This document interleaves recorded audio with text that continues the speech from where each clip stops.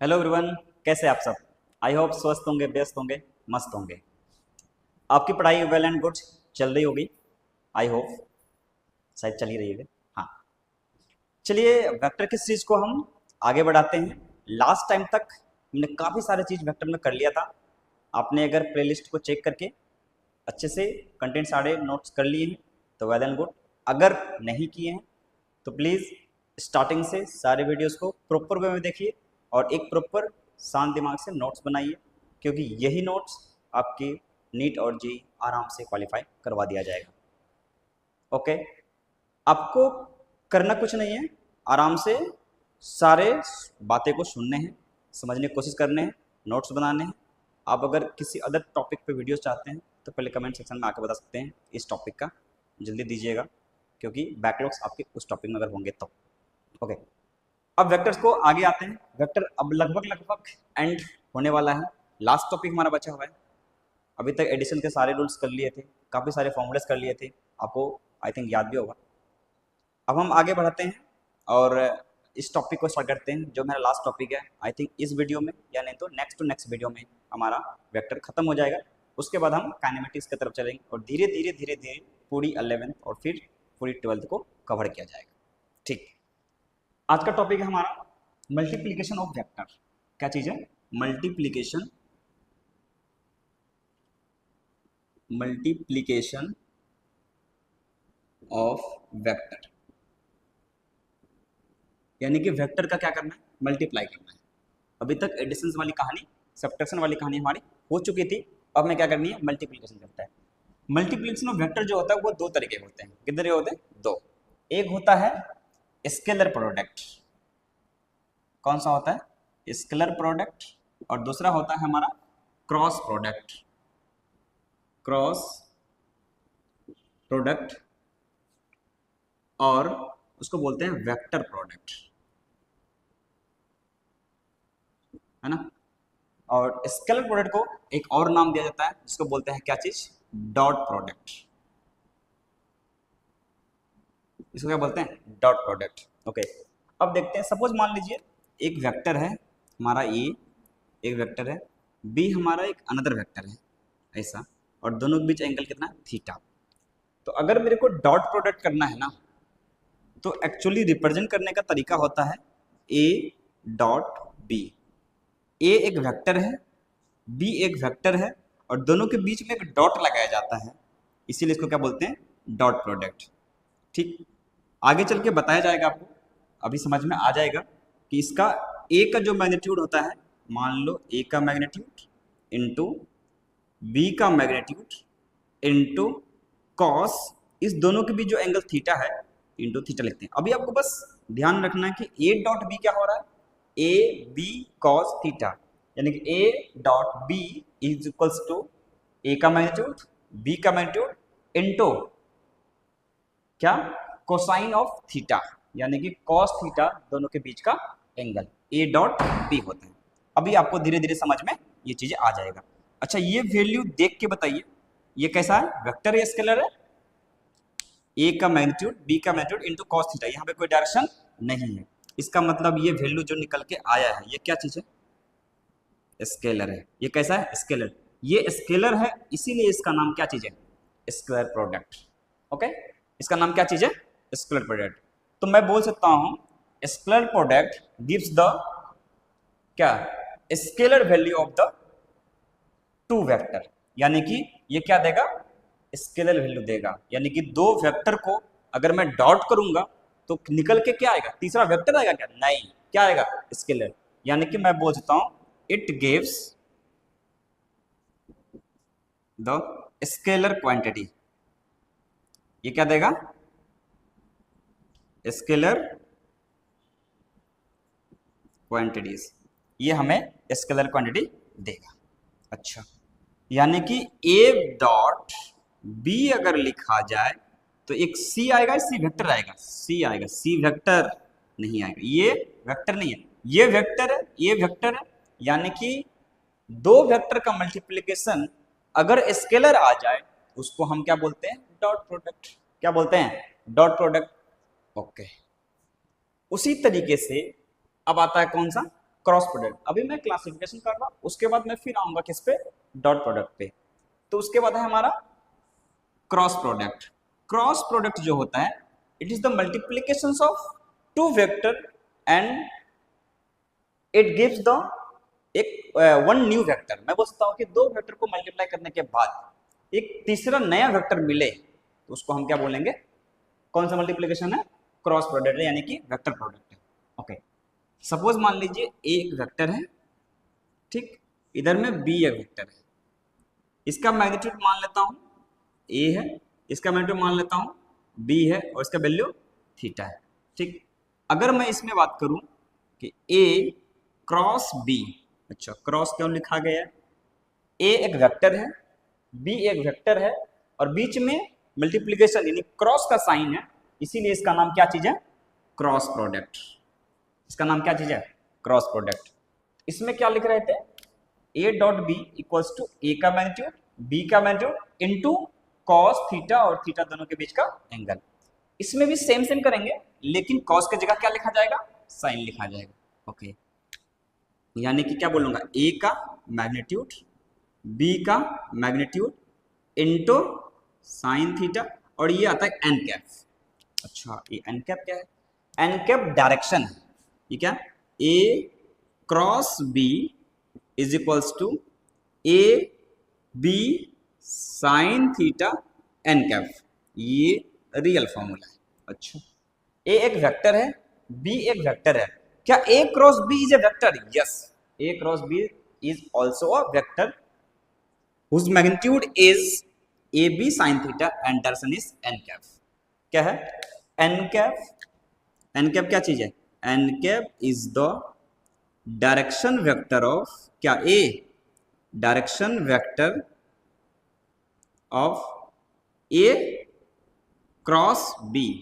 Okay, यानी कि N cap जो है वो ना तो ए वेक्टर का डायरेक्शन की तरफ है ना तो बी के तरफ है, क्या चीज है, ए क्रॉस बी का डायरेक्शन है, ए का डायरेक्शन नहीं है, बी का डायरेक्शन नहीं है, क्या ए क्रॉस बी का एक नया डायरेक्शन आएगा, वो है, हाँ, ए क्रॉस बी के डायरेक्शन है। अभी आपको पता पड़ेगा, फिलहाल के लिए आप ध्यान में रख लीजिए, ए क्रॉस बी का जो डायरेक्शन होता है एन कैप, वो परपेंडिकुलर होगा ए पे और परपेंडिकुलर होगा बी पे। यानी कि मैं बोल सकता हूं n cap is the perpendicular to A vector as well as B vector, यानी कि ए वेक्टर और बी वेक्टर दोनों पे क्या चीज है, परपेंडिकुलर है। अभी आपको धीरे धीरे पता पड़ेगा। तो ए क्रॉस बी का जो डायरेक्शन आएगा वो ए पे थंब रखते हैं और बी की तरफ मूव करते हैं, और जो हम फिंगर मूव करते हैं जिधर मेरा थंब जाएगा उधर में क्या होगा, एन कैप आएगा। वो बात की बात है, डायरेक्शन बाद में अपन चेक करेंगे। अभी फिलहाल तो हमारा क्या है, एन कैप क्या चीज है, यूनिट वेक्टर है, किसका, ए क्रॉस बी का, किसका, ए क्रॉस बी का। अच्छा, यूनिट वेक्टर नाम सुना है, ओके। यानी कि मैं बोल सकता हूं कि ए क्रॉस बी अगर मैं लिखूं तो क्या लिखा जाएगा, सी या सी वेक्टर, सी वेक्टर। यानी कि एक वेक्टर को दूसरी वेक्टर के साथ मल्टीप्लाई करने के बाद एक नया वेक्टर मिलता है, उसको हम क्या बोलते हैं, क्रॉस प्रोडक्ट ऑफ वेक्टर। क्या बोलते हैं इसको, क्रॉस प्रोडक्ट ऑफ वेक्टर। मैं बोल सकता हूं it gives the A cross B gives a new vector of that is C. यानी कि मैं बोल सकता हूं A vector cross B vector gives और new vector that is C vector, है ना, ऐसा बोल सकते हैं क्या, दैट इज सी। यानी कि एक नया वेक्टर है जिसको बोलते हैं सी, और सी का magnitude A B sine theta और एन का इसका क्या है, डायरेक्शन है। ओके, ये तो था हमारा क्या चीज, क्लासिफिकेशन ऑफ वेक्टर यानी कि मल्टीप्लिकेशन का। एक था स्केलर प्रोडक्ट, दूसरा था वेक्टर प्रोडक्ट, इसको क्या बोलते हैं, डॉट प्रोडक्ट, इसको क्या बोलते हैं, क्रॉस प्रोडक्ट। डॉट इसलिए क्योंकि डॉट लिखा गया, ए डॉट बी बराबर ए बी कॉस थीटा और ए क्रॉस बी बराबर ए बी साइन थीटा। देखिए इसमें कुछ खास अंतर नहीं है, ए डॉट बी बराबर A B cos theta, A cross B बराबर ए तो वही है, बी तो वही है, इंटू कॉस का जगह में क्या साइन थीटा, और यहाँ पे डायरेक्शन कुछ भी नहीं था तो यहाँ एन कैप है। ठीक, और एन कैप क्या है, डायरेक्शन है किसका, ए का, नहीं बी का, नहीं किसका, ए क्रॉस बी का। ओके, ए क्रॉस बी का क्या है, डायरेक्शन है, तो ए क्रॉस बी का डायरेक्शन क्या आया, एन कैप। ओके, अगर मैं बोलूं ए क्रॉस बी बराबर क्या आया, सी आया, सी का मैग्नीट्यूड कितना है, ए बी साइन थीटा, और सी का डायरेक्शन कितना है, एन कैप। ठीक है, ये हमारा क्या था बताइए, मल्टीप्लिकेशंस का दो पार्ट, एक डॉट और एक क्रॉस। अब आते हैं किस पे, डॉट प्रोडक्ट। क्या चीज, डॉट प्रोडक्ट, डॉट प्रोडक्ट। ठीक है, देखिए इधर फटाफट, ए एक वेक्टर है, बी एक वेक्टर है, ठीक, और दोनों के बीच एंगल थीटा है, तो ए डॉट बी क्या कहलाएगा, ए बी, बताइए, cos theta sine theta, A B cos theta, ऐसा कहलाएगा। अच्छा, ए बी कॉस थीटा के बराबर। ए क्या चीज है, ये क्या चीज है, मैग्नीट्यूड ऑफ ए वेक्टर, और ये क्या है, मैग्नीट्यूड ऑफ बी वेक्टर, और ये थीटा क्या है, where theta is the angle between A and B vector, A और बी वेक्टर के बीच का एंगल है। एग्जांपल ले लेते हैं, है ना, एग्जांपल ले लेते हैं, find out A dot B, क्या निकालना, A dot B if A vector is equals to 3, A vector का मैग्नीट्यूड कितना दिया हुआ है 3, बी वेक्टर का मैग्नीट्यूड मान लेता हूं 5, और थीटा जो है वो angle between them, angle between A and B is 60 degree. बताते हुए शर्म आ रही है, पर पढ़ना लो, है ना, ये एग्जाम में कभी नहीं आएंगे, बट सीखने के लिए जरूरी है, इसके बिना फिर आगे हम नहीं बढ़ पाएंगे। ठीक है, तो एक वेक्टर मान लेता इधर, ठीक, मैग्नीट्यूड कितना है, एक के बताओ 3, और बी वेक्टर इधर, ठीक, इसका मैग्नीट्यूड कितना है 5, ठीक, और दोनों के एंगल 60, तो बताइए कितना हो गया, हमें क्या निकालनी है, ए डॉट बी, क्या निकालनी है, ए डॉट बी, तो ए डॉट बी तो वैल्यू कितना होगा, A B cos theta, N cap नहीं होगा, ये सिर्फ क्या आता है, स्केलर प्रोडक्ट है, स्केलर वैल्यू आता है, तो ए के जगह में क्या है 3, ये 3 इंटू बी के जगह में कौन है 5 इंटू कॉस 60। अच्छा, कॉस 60 का वैल्यू कितना होता है, याद होगा कि नहीं अभी तक, कॉस 60 का वैल्यू √3/2, बताओ कितना, √3/2 नहीं, कितना 1/2, याद रखा करो यार, है ना, जागते रहना, सो मत जान लेक्चर देते यार। देखो 5 3 जा 15 इंटू कॉस 60 का वैल्यू 1/2, वैल्यू कितना आया 15/2, यानी कि 7.5 यूनिट, जो भी यूनिट है, न्यूटन रहेगा, जो भी यूनिट है। ये आ गया हमारा डॉट प्रोडक्ट, ये हमारा क्या आ गया, डॉट प्रोडक्ट। चलो एक दो एग्जांपल और ले लेते हैं साथ में, हमारा वेरिफिकेशन हो जाएगा, है ना। ओके, यानी कि डॉट मल्टीप्लिकेशन कितने तरीके होते हैं, दो तरीके के, एक डॉट और एक क्रॉस। डॉट जो होता है वो क्या देगा, स्केलर, क्रॉस जो होगा वो क्या देगा, वेक्टर, है ना। क्रॉस के पास क्या होता है, डायरेक्शन, डॉट के पास क्या होता है, सिर्फ मैग्नीट्यूड, डायरेक्शन नहीं होती। ठीक है, अब इसको आगे बढ़ाते हैं, एक और क्वेश्चन की तरफ चलते हैं। ठीक, आपको अभी और अच्छे से पता पड़ जाएगा। मान लीजिए एक वेक्टर है ऐसा 5, ठीक, एक वेक्टर ऐसा b जिसका मैग्नीट्यूड है मान लो 10, और दोनों के बीच एंगल कितना है 90, दोनों के बीच एंगल कितना है 90। तो क्वेश्चन है हमारा फाइंड a डॉट b, और वैल्यू यहाँ दिया हुआ, तो क्या करेंगे, a dot b equals to क्या लिखा जाएगा, बताइए, a डॉट b मतलब ए बी कॉस थीटा, क्या लिखा जाएगा, ए बी कॉस थीटा। ठीक, ए की वैल्यू कितनी है, देखिए 5, बी की वैल्यू कितनी है 10 इंटू कॉस 90, ये वैल्यू कितना आया 50 इंटू जीरो, वैल्यू कितना आया, जीरो, यानी कि A dot B is equals to कितना, जीरो। कितना आ गया, जीरो। तो मैं क्या बोल सकता हूं कि अगर दो वेक्टर परपेंडिकुलर हो जाए तो दोनों का डॉट प्रोडक्ट कितना होता है, जीरो।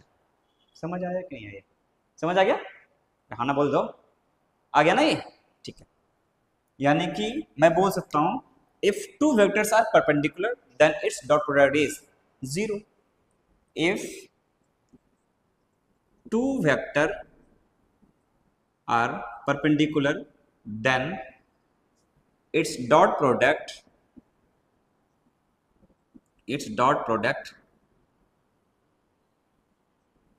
is zero. ये डॉट प्रोडक्ट क्या हो जाता है, जीरो। ठीक है, एक और एग्जांपल लेते हैं, है ना। ए एक वेक्टर है, फाइंड, क्वेश्चन वही है, फाइंड ए डॉट बी। ठीक, मान लीजिए ए ऐसा है, एक वेक्टर है ए जिसकी मैग्नीट्यूड मान लेता हूँ 10 है, बी ए वेक्टर इधर, ठीक, इसकी मैग्नीट्यूड मान लेता हूँ कितना, मान लो 5 मान लो, ठीक है। एंगल कितना मान लो, 120 डिग्री मान लो। पर एक कितना ले लिया था वैल्यू मैंने, 60, अब कौन लिया 90, फिर कौन ले लिया 120। ए लिया एक्यूट एंगल, एक लिया 90 डिग्री राइट एंगल, और एक कौन लिया ऑब्ट्यूस एंगल, तीनों तरीके मिल जाएगा। वहां पे पॉजिटिव वैल्यू आ रही थी, यहाँ वैल्यू जीरो हो गई। देखते इसमें क्या आता है, रहे कि नहीं। वीडियो पॉज करके आप सॉल्व खुद से कर लेना, अच्छा लगेगा, ठीक है। ए डॉट बी, तो वैल्यू कितना आएगा, A B cos theta, okay. A की वैल्यू मैग्नीट्यूड कितनी है 10, बी की वैल्यू मैग्नीट्यूड कितनी है 5 इंटू कॉस 120। अच्छा 120 वैल्यू तो पता ही नहीं सर, अच्छा, कैसे लिख सकते बताओ, 10 कितना आया 50 इंटू कॉस 180 माइनस 60 लिख सकते हैं क्या, देखो तो 180 माइनस 60, ये वैल्यू कितना आया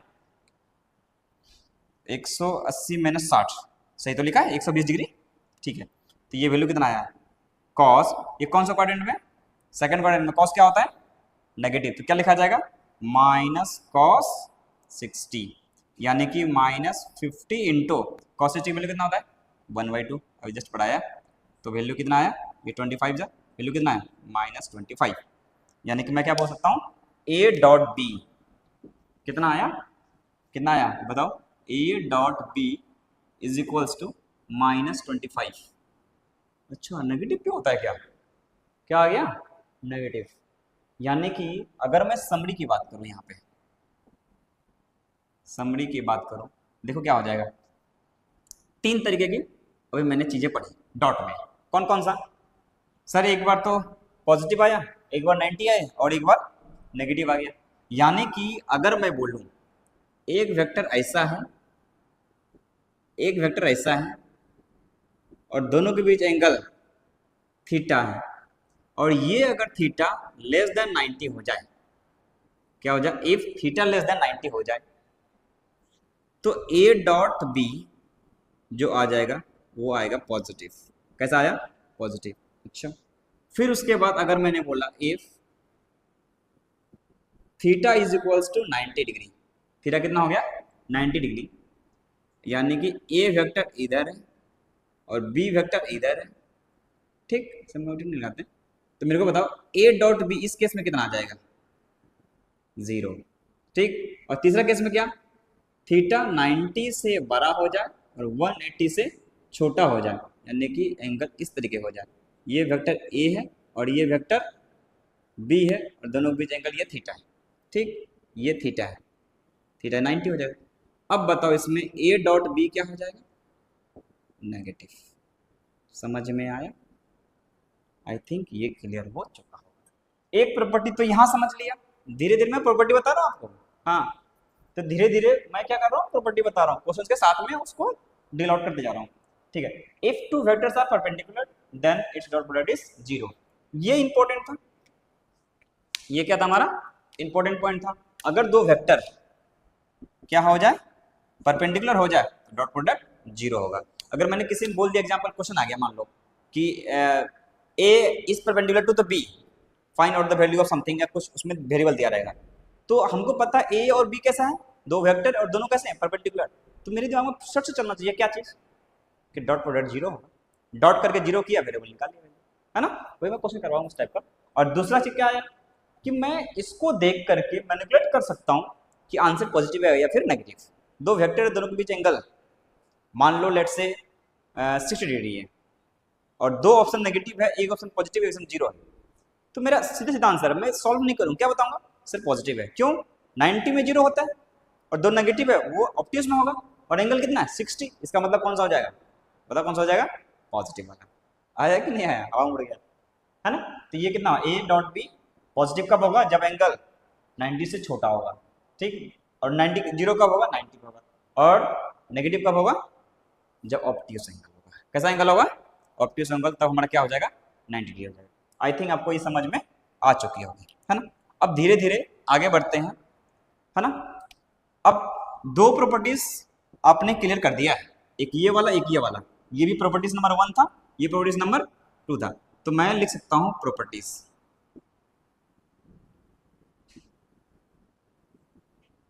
properties of vectors, properties of dot product of vector, properties of dot product of vector. मैं क्वेश्चंस के साथ में आपको सारी थ्योरी क्लियर करवा दूंगा, ध्यान देना, अदरवाइज चीजें बाहर से निकल जाएगी।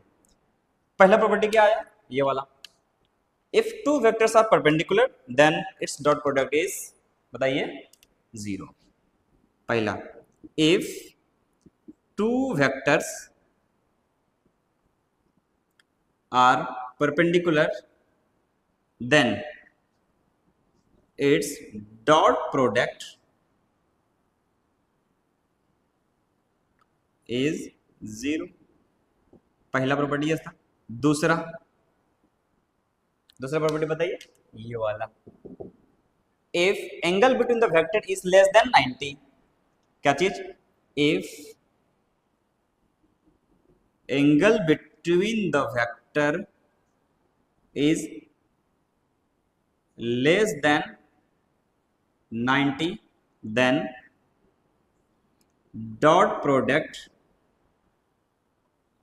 उसी को मैं लैंग्वेज लिख रहा हूं, देन डॉट प्रोडक्ट इज कैसा है, positive, dot product is positive,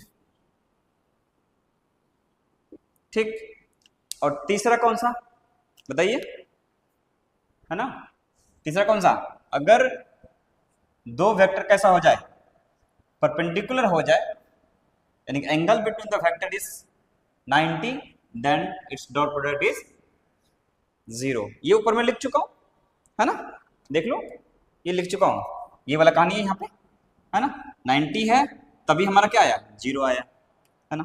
और क्या वो ऑप्टिक्स एंगल, तो तीसरा प्रॉपर्टीज मैं बना के इसको लिख देता हूँ, हालांकि है ये एक ही, है ना। तो क्या बोल सकते हैं, सब प्रॉपर्टी बताओ, एंगल कितना होना चाहिए, optics angle, if angle between the vector is greater than 90, greater than 90 and less than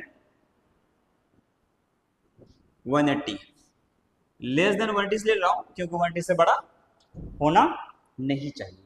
180 अगर उससे बड़ा एंगल हो गया, मतलब 180 से बड़ा एंगल तो होगा ही नहीं, 180 अगर हो गया आंसर तो जीरो आ जाएगा। लेकिन मैं क्या बोल रहा हूँ, 90 से बड़ा होना चाहिए, 180 से कितना होना चाहिए, छोटा होना चाहिए, ठीक। यानी कि थीटा की वैल्यू 90 से बड़ा और 180 से छोटा।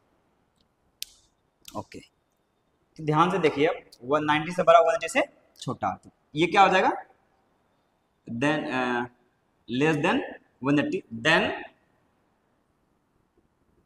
इट्स वैल्यू इज कैसा, नेगेटिव, कैसा होगा बताइए, नेगेटिव।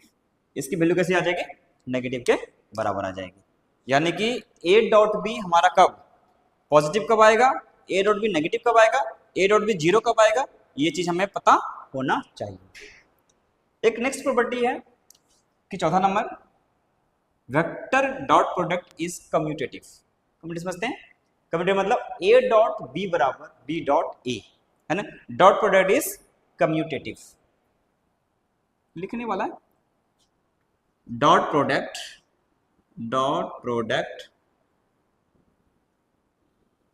is कम्यूटेटिव, यानी कि ए डॉट बी बोलो या फिर बी डॉट ए बोलो, बात बराबर है। ये बहुत ज़्यादा मतलब इंपॉर्टेंट यहाँ इसलिए होता है क्योंकि क्रॉस में ऐसा नहीं हो पाएगा, है ना, इसलिए इंपॉर्टेंट है। नहीं तो कॉमन सेंस है सर, ए डॉट बी करो बी डॉट ए करो, बात बराबर है। ठीक है ना, ये कैसा है, कम्यूटेटिव है। ठीक, एक और प्रॉपर्टी आ जाती है कम्यूटेटिव के अलावा, है ना, इट इज डिस्ट्रीब्यूटिव, है ना, dot product is distributive, dot product is distributive, है ना। मतलब क्या, तो ए एक वेक्टर है dot B vector plus C vector, अगर ऐसा लिखा जाए तो ये डिस्ट्रीब्यूट मतलब डिस्ट्रीब्यूट हो जाता है, ए बी के साथ और ए सी के साथ। तो ए डॉट बी प्लस, और नेक्स्ट वाला क्या हो जाएगा, ए डॉट सी, ऐसा हो जाएगा। यानी ए बी के साथ करके फिर प्लस लगा के ए सी के साथ कर दिया, तो ये क्या होता है, डिस्ट्रीब्यूटिव हो जाता है ना। तो ये नेक्स्ट प्रॉपर्टी हो गया। ठीक है, ओके। अगर मैं बात करूं कि नेक्स्ट प्रॉपर्टी में कि डॉट प्रोडक्ट मैक्सिमम कब होगा, क्या चीज, डॉट प्रोडक्ट मैक्सिमम कब होगा। सपोज मान लीजिए ए डॉट बी, ठीक, की वैल्यू कितनी होती है, ए बी कॉस थीटा। अगर मैं इसका मैक्सिमम वैल्यू निकालना चाहता हूं, इसका क्या वैल्यू निकालना चाहता हूं, मैक्सिमम, क्या निकालना चाहता हूं, मैक्सिमम। ठीक है, ए डॉट बी मैक्सिमम, यानी कि ए बी कॉस थीटा का वैल्यू क्या चाहिए हमको, मैक्सिमम वैल्यू चाहिए। क्या वैल्यू चाहिए, मैक्सिमम। ए तो बदलेगा नहीं, बी तो बदलेगा नहीं, कौन बदलेगा, थीटा, कौन बदलेगा, थीटा। और मैक्सिमम होने के लिए क्या करना पड़ेगा, cos theta maximum. For maximum A dot B cos theta should be +1। Maximum होने के लिए कॉस थीटा कितना होना चाहिए, +1, है ना। यानी कि मैं बोल सकता हूं ए डॉट बी का जो मैक्स वैल्यू हो जाएगा वो कितना हो जाएगा, 1, सॉरी कितना हो जाएगा, ए इंटू बी, क्योंकि कॉस थीटा वैल्यू कितना आ गया, 1। ए डॉट बी का मैक्सिमम वैल्यू कितना आ जाएगा, 1 के बराबर। ठीक है, इस तरीके से अपन कह सकते हैं। और ये कॉस थीटा 1 कब होगा, कॉस थीटा 1 कब होगा, जब थीटा कितना 0 डिग्री, है ना। कॉस 0 का वैल्यू कितना होता है, 1, याद है कि नहीं है, कॉस 0 का वैल्यू 1, साइन 0 वैल्यू 0।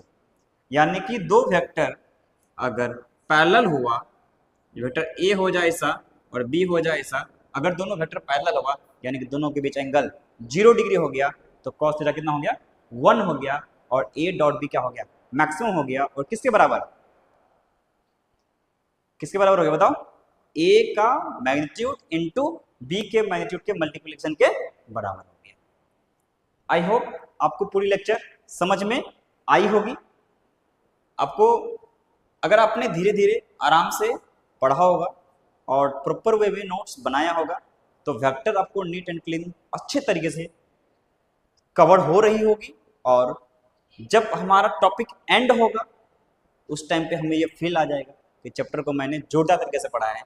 जब तक हमें चैप्टर नहीं पढ़े हैं तब तक चैप्टर में हमें कुछ नहीं आता है, चलेगा, ठीक। लेकिन जिस दिन हमने चैप्टर खत्म कर दिया, कोशिश ये रहनी चाहिए हमसे ज़्यादा हमारे चैप्टर में किसी को नहीं आना चाहिए।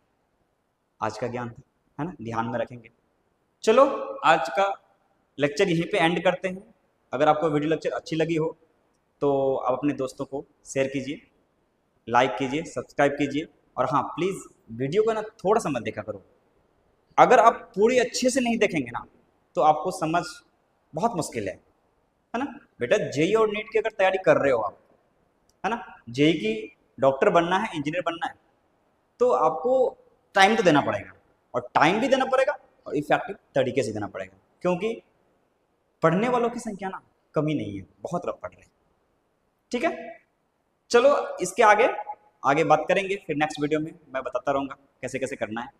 आप बस चैनल पे बने रहना, लगे रहना और लगातार कोशिश करते रहना। और आपको कोई प्रॉपर डाउट आए तो आप कमेंट सेक्शन में लिख सकते हैं कि सर इसमें इस टॉपिक को मेरे को और क्लियर चाहिए, तो मैं कोशिश करूँगा और क्लियर तरीके से। हालांकि मैंने कुछ भी एक भी पॉइंट छोड़ा नहीं है, प्रॉपर वे में सब चीज़ बोला गया है, प्रॉपर वे में बताया गया है। बट आप सिंसियर होकर अगर पढ़ने की कोशिश करोगे तो आपको आई होप सब कुछ समझ में आई होगी। आज के लिए इतना रखते हैं, चलो थैंक यू।